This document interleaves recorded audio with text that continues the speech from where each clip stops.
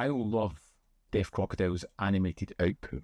They seem to be discovering these weird adult animations that have been lost, forgotten, or never really get talked about much. So I'm always eager to dive into whatever their new animated output is. This time is Marcell Jankovics' The Tragedy of Man, the man who did The Son of the White Mare, which I found to be absolutely fantastic. This is a 23-year labour of love. That's right, from 1988 to 2011, he made this movie, and it is a 160-minute epic based on the existential drama, The Tragedy of Man. This animated odyssey follows Adam, guided by Lucifer through 15 vivid epochs. From Eden to ancient Egypt to future dystopia to cosmic voids. Each chapter grapples with humanity's perpetual quest for meaning, while Lucifer's shifting forms reveal the folly, ambition, love and despair across those civilizations. Az élet mellett ott van a halál. A boldogságnál a lehangolás. A fénynél árnyék, kétség és remény. Ott állok, látod, hol te, mindenütt. It is a movie that is not driven by a narrative, but more by feeling, by repercussions, by repetitions, as we see man continually, in a cyclical fashion, create the same damnation for himself. It just looks at all these facets through these different time spans. We focus on one and we see what man is trying to achieve, and then we kind of see the folly of man, what they did to say, waste it, break it, change that, move on to someone else. You get to see things through the spectrum which are great. There's a moment with there as soldiers, and we jump through various guises of soldiers doing the same thing throughout the years. You know, just a repetition of war, destruction, death, peace, and then that cyclical fashion of this coming back round again.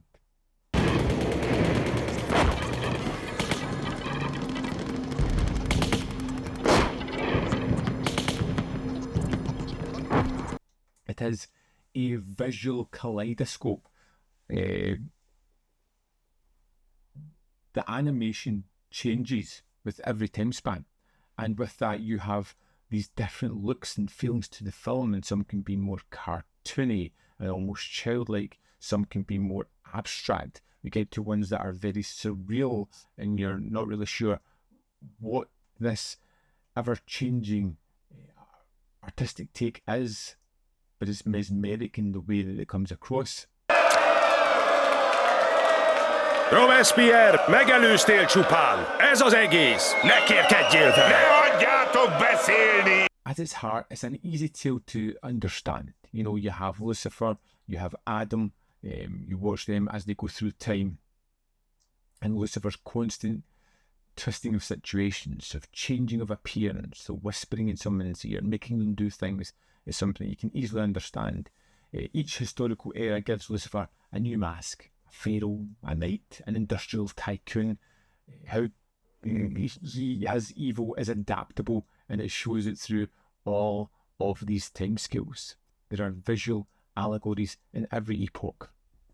In the Greek section, Adam watches as a mosaic cities shatter. In medieval passages, knights become scaffolds.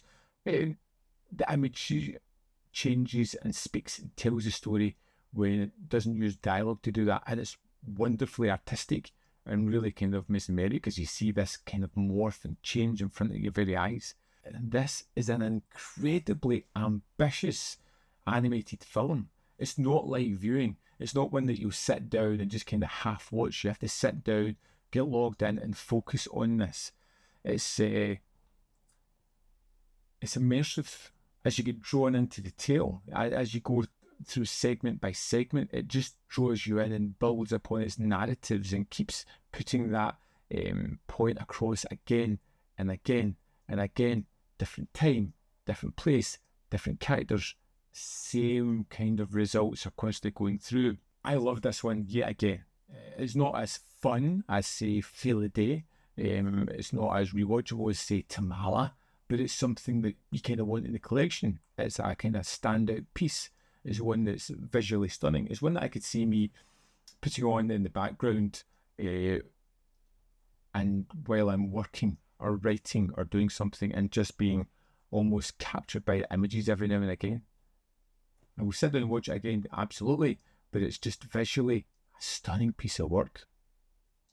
I really enjoyed this one. The extras, again, really kind of enrich the package, so let's dive in and have a look at it. Here we are in the disc for The Tragedy of Man. Let's go to the extras.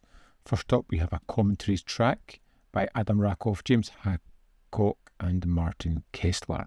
Then we have a visual essay, Time and Transformation, Marcell Jankovics, The Tragedy of Man by Evan Chester. This runs at 23 minutes 19 seconds and talks about the film, picking apart certain things that you may not have realised on first watch, little artefacts of human history, and interpreting some of the information. We have the 2025 trailer, and then we have the discussions with Georgi Raduli and Marcell Jankovics, which is 56 minutes. Now, this is another one that's moderated by Denis Bartok, and again, it's another interesting conversation. One of those little extras that Deaf Crocodile do so well. And similarly, we have discussions with animator Piroska Marca and background artist Istvan Orozets. Again, moderated by Denis Bartov. This runs for 1 hour, 23 minutes and 15 seconds and really gets into the idea of the long-running gestation of this project, the different animation styles, and just working with Jankovics. Also included in this set is a 58-page booklet. We have an essay by Walter Shaw, and we have The Divine Tragedy of Marcell Jankovics by Mitch Horowitz, and then notes on the transfer. And that's the extras for The Tragedy of Man. There we have it. The Tragedy of Man is the next animated movie from Deaf Crocodile, one that I think you should pick up. I would love to know your thoughts on this. The collector's edition is limited to only 1,250 copies, so let me know in the comment box below whether you're interested in this one, something you're going to pick up, something you want to check out. As always, there is more content up here. You can see more of my stuff. In the description box below are links to Patreon, membership program, and manvthon.com. Always, which you can support me. Thanks for watching, and I'll see you next time.